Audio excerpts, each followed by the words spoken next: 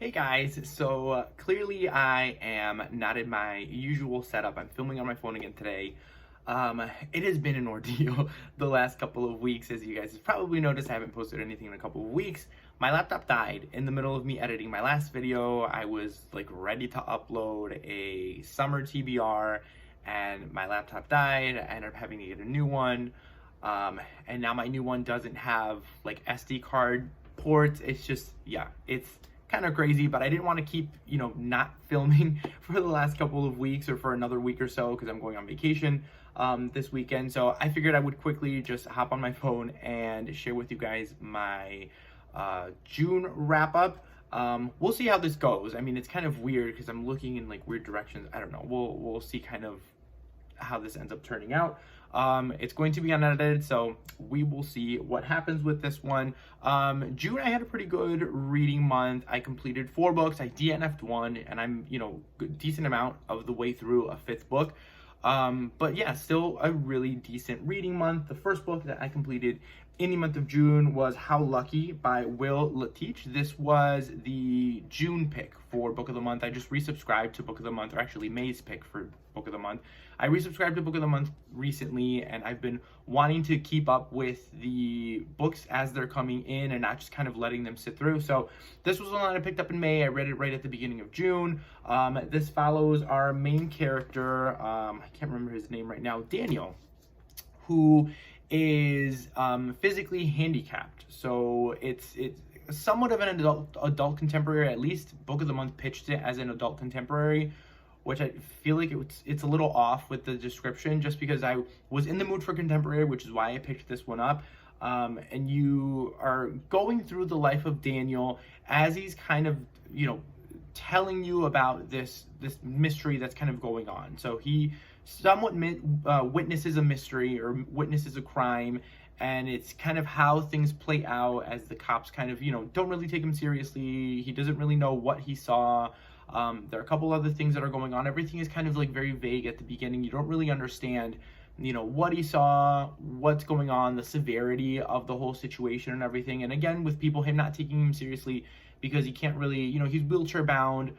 He only really has movement of his right arm. He can't really speak or anything. So, people tend to kind of brush him off. You're in this book, you're in his head a lot, obviously, because he can't verbally communicate with us. So it's just, it's really interesting to kind of get this perspective from this kind of main character, because you don't really get to see this kind of main character being the protagonist and the hero essentially of a book. So I really enjoyed that aspect of it. But for me, this ended up I enjoyed it in the end. I really ended up loving it in the end, but the pacing was really off for me. Like, this is divided up into 3 very clear, distinct parts. You have the first part where Daniel is kind of really telling you about how he lives his life and how he does things. Like, it's honestly like the whole first third of it, the first 100 pages or so, it's just him telling us how he does everything, how he lives his daily life, how he works, how he goes out, how he gets in his chair, how he sleeps, every single detail of his condition, which again is interesting because he does it in kind of a witty way. He kind of, laughs at himself. He kind of laughs at the fact of, how people react toward his condition, the question that he's always getting all the time, and he kind of laughs at himself about all of these things, about how people around him are reacting and everything. So he's very optimistic, he's very witty, so being in his head isn't a bad thing. It's just, it feels very info dumpy the first third of it, because you don't really, you quickly know kind of what happened. There's a disappearance, right in front of his house, and he kind of witnesses this disappearance, or he's one of the last people who saw this girl. But then you don't really get to this mystery until the second half of the book, where things kind of get really interesting. They pick up a little bit, and then by the third half, this becomes like a full-blown thriller. Like, it's super exciting, super fast-paced, like edge of your seat type thing, and it really kind of, it feels jarring. At times, at least it did for me. It felt a little jarring to kind of get to that point where it was just like super exciting. And again, I love those kinds of reads. But I kind of wish it were more, or had been advertised more as a thriller, contemporary thriller, I guess. I don't know. other than just a straight up contemporary, because again, that took me kind of off guard. Not that I hated it. I honestly really ended up enjoying this one. I think I gave it like 4 stars, because again, the 2 second parts at the end were really interesting. Once kind of things start happening, once the plot really kind of picks up, once you get to really know more about the mystery and things start to kind of revolve more around the mystery, it gets really exciting. Again, he was a great main character, but the first third I felt like was really slow, very, info dumpy and stuff at times. And a lot of it, you kind of really didn't understand why he was just telling you about this random stuff. It felt a little random at times, but again, still a really enjoyable one. I would still recommend it if you guys, pick it up on audiobook or at a library or something like that. I think it would still be quite enjoyable if you guys pick this one up. But yeah, that was the first book that I completed in the month of June. I keep forgetting what month we're in. After that, I completed my second pick, or my June pick for book of the month, and that was Instructions for Dancing by Nicola Yoon. I absolutely adored this novel. Again, because I've been in the mood for, summer contemporaries and everything, this is definitely one that I ended up really loving. This follows, again, let's see here, main character Evie, who meets, I'm forgetting all the names now, X. Evie meets X. Evie has recently, her parents have divorced, and she's kind of having to cope a lot with that separation and everything, them living their new lives now, or her dad kind of finding his own life and really kind of beginning a new life with somebody else. And she has kind of meets this strange woman one day at a little free library because she's kind of lost all hope in romance. She's a really big romance reader, and she feels like romance no longer exists, love no longer exists, so she's getting rid of all of her books at a little free library, all of her romance books, and she meets this creepy lady that kind of gives her this new ability. So this is somewhat of a magical realism type book as well. Like, there's some magic involved in there, which I really enjoyed. I did not realize that it would have this kind of element in there, but I really ended up loving that.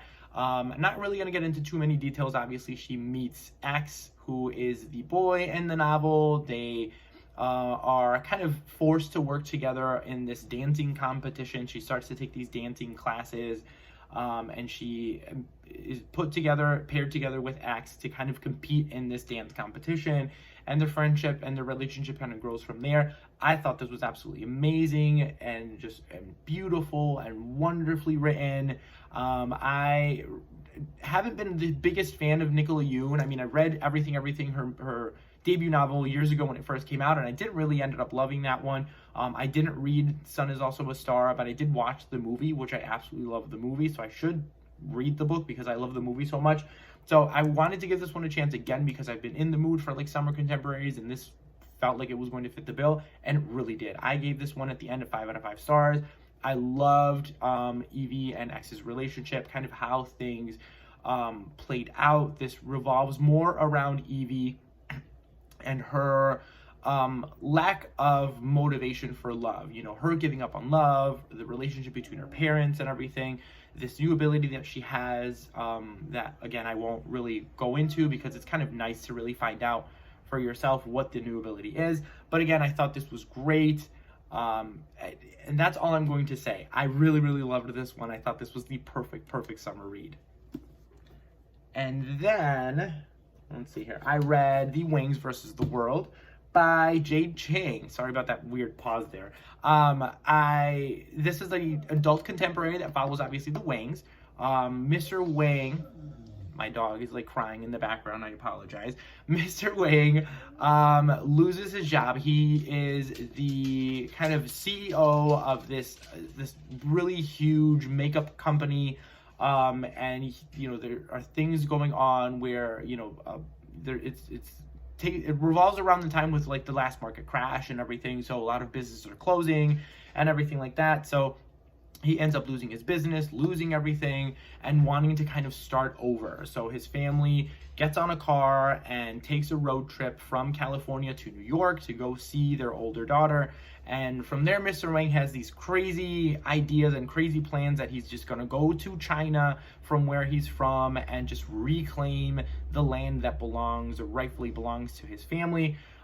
So this is one that according to the synopsis, with this like road trip, this family that doesn't really, they don't really get along, or they don't seem to really get along. going on this road trip just I thought was going to be a lot funnier, a lot more witty and a lot more kind of lighthearted, but it does get really dark at times.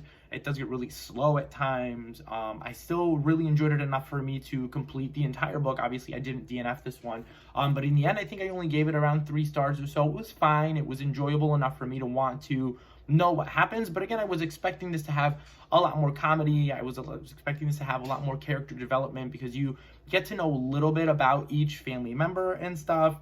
But you're focusing more on like the older daughter and what's going on with her, and then the dad, what's going on with him, and you don't really get to focus on a lot of the other characters. There's a younger sibling that you don't really get to know a lot. There's the wife that you get to know vaguely some of the things that are out there that are kind of unanswered in the end, and then you have the son who you get to know a little bit about, but some of his decisions are really very questionable. I don't know. I didn't really like that storyline with the whole son, but either way, I mean, again, was enjoyable for an adult contemporary. And again, my dog is just, yeah.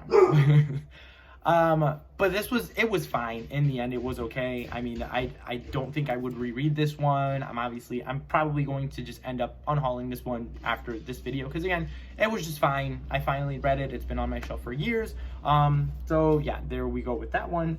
And then the last book that I actually completed in the month of June was Monster by Walter Dean Meyer. This is a YA. I think it's YA contemporary. I'm pretty sure it's considered YA and not middle grade. But it follows our main character, Steve, who is accused of a crime and is in court kind of fighting for his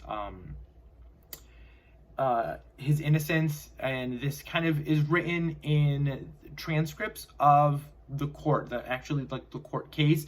So Steve's a writer, and he kind of writes out this entire thing as if it were playing out as a movie. So the whole thing is like a movie script, and it's transcripts of the entire court case and everything, and then you get journal entries of him, writing things out as he's in a cell, trying to prove his innocence and everything. It's really, really interesting. This was a very fast read. I got through this entire thing in like 2 sittings, and then watched the movie afterwards because there's a movie adaptation on Netflix that just came out recently, and I really enjoyed the movie adaptation. Like, the book did really good things. The movie did really good things as well. But yeah, I enjoyed this one. I think I gave it a 4 stars in the end. It was definitely really enjoyable, but because of the formatting, I felt like it was missing a lot of character development. You don't really, you're kind of definitely an external viewer. Like you're being held at arm's length throughout this entire novel because you don't really ever get to be inside of the characters' heads as much just because of the formatting and everything. Again, our main character, Steve, you do get to see a little bit more of him just because he's writing out these journal entries in between kind of these court case transcripts and everything. Really interesting way of writing it, but again, it keeps you at a distance because of the writing. So it was fine. Again, 4 stars. I really enjoyed this one, but didn't really love it as much as I wanted to. And then I DNF'd actually one book. This is the first DNF I think that I've had this year so far, and that was Cuba 15 by Nancy Osa. Unfortunately, this was one that I just couldn't get into. I got about halfway through this book, about 140 pages or so, and just wasn't really loving it. This one is definitely more of a middle grade contemporary, so it felt very, very young. There were a lot of things going on that I just honestly just wasn't interested in. Our main character is going through being forced to have a quinceañera. She's Cuban American, and her grandmother, her family really wants her to have a quinceañera, which is the Hispanic equivalent of a sweet 16. But Hispanics celebrate it when the girls turn 15. So she's, obviously going through this whole thing of not wanting to have the quinceañera, not wanting to celebrate this kind of milestone in her life because she doesn't really connect with this culture as much. But again, I felt like it was very, very young. It was reading very young as a contemporary. The things that were going on just really weren't interesting me.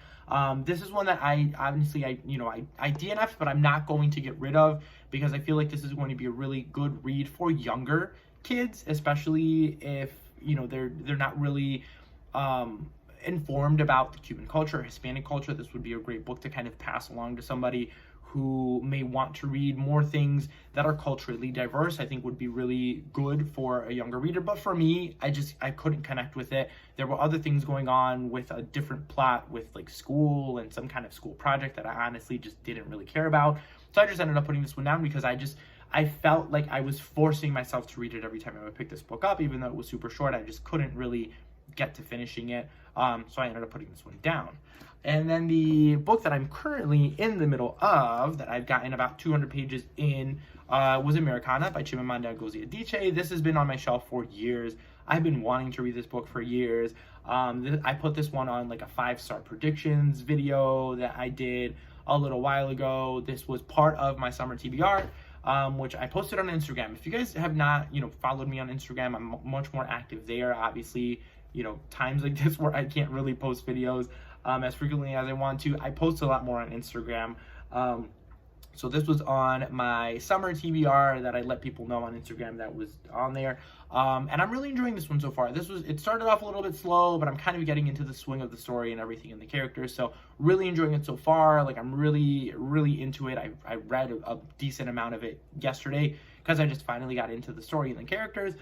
So yeah, I will be finishing this one soon, just because again, I will be on vacation, so I'll be able to kind of, read more, and I'll give you my thoughts on this one at the end of the month. So yeah, that is it for the books that I completed in the month of June for what I'm currently reading now going into July. I have, obviously a book of the month that will be coming very soon. I will be picking that one up in July, and then a couple of the other books that are on my summer TBR. Again, if you guys want to know what those books are, just follow me on Instagram at Latin Lector, and you guys will see the list of books that are on my summer TBR. So I will be reading more from that list. So yeah, I mean, that is it for today's video. Hopefully by the next one, I will be in my regular setup with my regular camera, and I will be able to kind of just do all of the regular things again. So yeah, let me know what you guys have been reading, what you guys read in the month of June, what you guys enjoyed the most, what your thoughts were on any of the books that I read. If you guys have read any of these, I would absolutely love to know. Thank you guys all again for watching, and I will see you all next time.